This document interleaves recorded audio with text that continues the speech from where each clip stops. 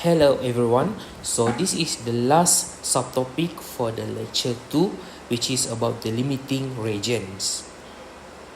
In chemical reaction, the goal of reaction is to produce the maximum quantity from the starting material. And then the starting material can be divided into two types, which is the first one is limiting reagent. Limiting reagent is the reactant that used up first or completely consumed in the reaction. In other words, this limiting reagent will determine the maximum amount of product that produced in the reaction. Meanwhile, the excess reagent is the reactant that presents in the quantities greater than necessary to reach with the quantity of limiting reagent. In other words, this reagent will be left over at the end of the reaction. Let's say in chemical reaction, the limiting reagent represented by the green color molecules, and then the excess reagent represented by the orange color molecule. In the chemical reaction, this limiting reagent and excess reagent will react with each other to produce the product. And then at the end of the reaction also, it will be a presence of the leftover excess reagent. How to find the limiting reagent in the chemical reaction? To find the limiting reagent can be done by using two methods. In first approach, the limiting reagent can be determined by comparing the number of mole of each reactant, which is from the experimental value with the theoretical value. For the first approach, the first step is you need to determine the balance equation, chemical equation for the chemical reaction. And then after that, you need to convert all the given information into the moles. For example, in the question, if they give the information in mass, you need to convert the mass into the number of mole for each reactant. And then after that, you need to compare the mole between the calculated ratio, which is from the equation, to the actual ratio, which is from the given information. And then it is stated that the reactant with the value of its mole from the given information, which is from the experimental value, is lesser than the mole value which is calculated using its ratio, which is the theoretical value, is determined as limiting reagent. After that, by using the limiting reagent, you can use the amount of limiting reagent to calculate the amount of product produced in the chemical reaction. Let's look at the example shown on the screen. We are given that 0.06 calcium is added to 0.08 mole of hydrochloric acid. The balanced chemical equation for this reaction is given. We start by writing down how many moles of each substance were used in the experiment, which is calcium 0.08 and 0.06, and hydrochloric acid is 0.08 mole. From the balance equation, the stoichiometry ratio is 1 mole calcium to 2 mole of hydrochloric acid. This tells us that 1 mole of calcium reacts with 2 moles of hydrochloric acid. So now we calculate the required moles based on this ratio. We do this both ways. First, let's see how much calcium is needed for the 0.08 mole of hydrochloric acid. From the calculation, you can see that only 0.04 mole of calcium reacts with 0.08 moles of hydrochloric acid. Next, how much of hydrochloric acid is needed for 0.06 mole of calcium? By using the equation, then you get 0.12 mole of hydrochloric acid. react with 0.06 mole of calcium. Now we compare these theoretical values with what we actually had in the experiment. We have 0.06 of calcium, but we only need 0.04 mole of calcium. So, calcium is in excess. Meanwhile, for hydrochloric acid, we have 0.08 mole of hydrochloric acid, but we need 0.12 mole of hydrochloric acid from the theoretical value.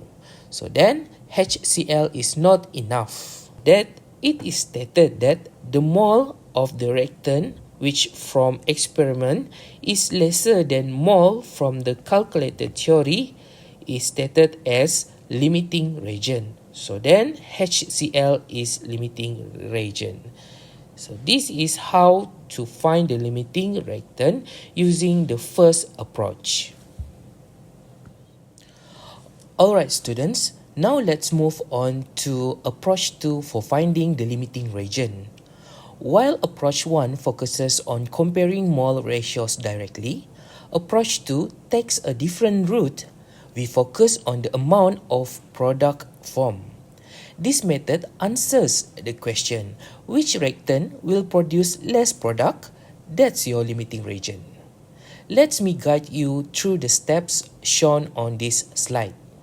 For the first step, always begin with a balanced chemical equation. This ensures that the mole ratios you use in stoichiometry are correct. The next step is take the mass or volume given in the question and convert it into moles for each reactant. This gives us a common unit to work with. The third step is use stoichiometry to find the mass of product produced. For each reactant, calculate how much product it can produce using stoichiometry ratios from the balance equation. This is where you will use your conversion factors. For example, if 1 mole of A produces 2 mole of product, then use that ratio to calculate the mass or moles of product for each reactant. For the next step, once you have the mass of product formed from each reactant, the one that produces the lesser amount is the limiting reagent. That is because it is get used up first and limits how much product can be formed. On the other hand, the reactant that produces more product than the other is in excess. Okay, let's go through the example to determine the limiting reagent when 2.4 magnesium reacts with 10 grams of oxygen gas and the unbalanced chemical equation are given. So for the first step, always begin by balancing with a balancing chemical equation. So this is the balancing chemical equation from the unbalanced chemical equation, where from this chemical equation, it can tell us the mole ratio, where 2 moles of magnesium react with 1 mole of oxygen gas to produce 2 moles of magnesium oxide. For the next step, we convert both reactants into moles. For the moles of magnesium, you can obtain by mass of magnesium, which is 2.4, divide with the molar mass of magnesium, then you will get the number mole of magnesium, which is 0.0972 moles. The step you repeat to get the number mole of oxygen by 10 grams of oxygen divide with the molar mass, its mole mass, which is 32 gram per mole, then you will get the number mole of oxygen gas is 0.3125 moles. Next step is use stoichiometry to calculate the product from each reactant. So the first step, you need to calculate the number mole of magnesium oxide from each reactant. So by using the number mole of magnesium, and you need to multiply with the ratio between magnesium oxide and magnesium, which is 2/2. So then you will get the number moles of magnesium oxide from magnesium is 0.09872 moles. Meanwhile, by using the number moles of oxygen, then you multiply with the ratio between magnesium oxide and oxygen, which is 2/1. Then you will get the number mole of oxygen from the number mole of magnesium oxide from oxygen is 0.625 mole of magnesium oxide. Since magnesium only produces 0.09872 moles of magnesium oxide, which is less than what oxygen gas could produce. Therefore, magnesium is the limiting reagent. Then you can use the number moles of magnesium oxide from the limiting reagent to calculate the mass of magnesium oxide produced. So for the mass of magnesium oxide, you can use the formula, which is number mole times with the molar mass. Okay. So from the calculation, you will get the mass of magnesium oxide produced is 3.98 gram of magnesium oxide. For the final answer, the limiting reagent for this reaction is magnesium, and the mass of magnesium oxide produced is 3.98 grams.